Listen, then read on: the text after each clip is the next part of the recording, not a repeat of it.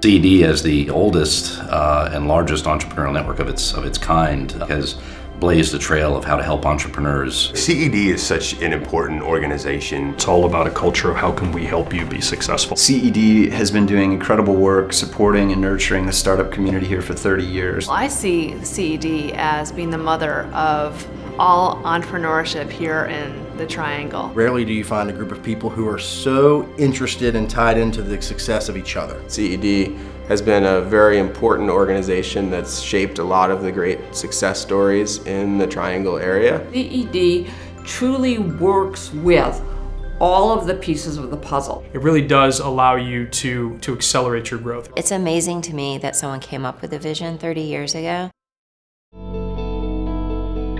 Well, back in 1984, we had the Research Triangle Park that was world-renowned for its research and development.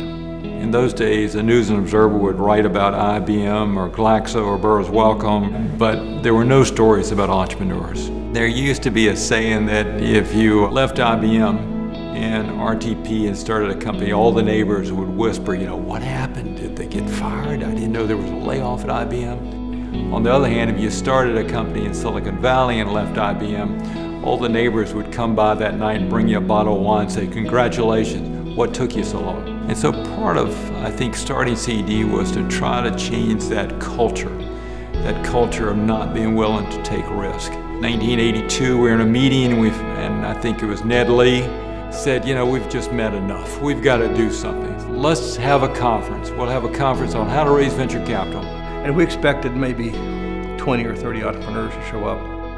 There were hundreds that came.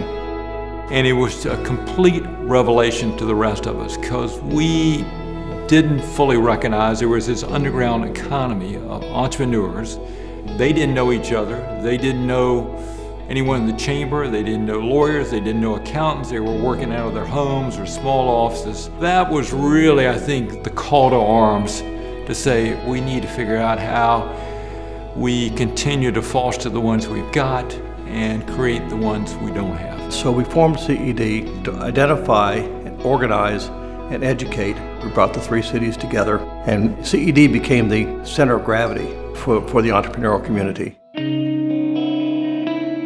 The 30th anniversary for CED should be a recognition of the genius of the gentleman who started it, but also should be a lot about what does the next 30 years look like. We have matured as a region to understand the difference between startup, growth, and success. Going forward, we think it's going to be our role to make connections outside the region so the entrepreneurs here can connect in the way they need to have the greatest success to make their companies flourish in the future. And so we're now focused on how to re-engineer us into a growth economic engine. It's the single most exciting thing I've ever worked on in my life. They move with the economic times.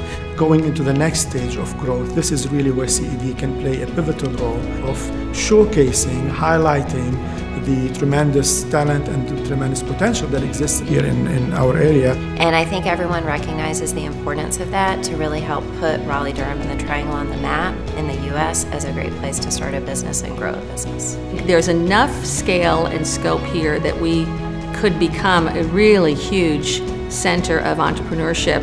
There's no other organization that's better positioned to do that than CED. And if we're going to be an innovative, gazelle-based economy in North Carolina, it's going to take some investment.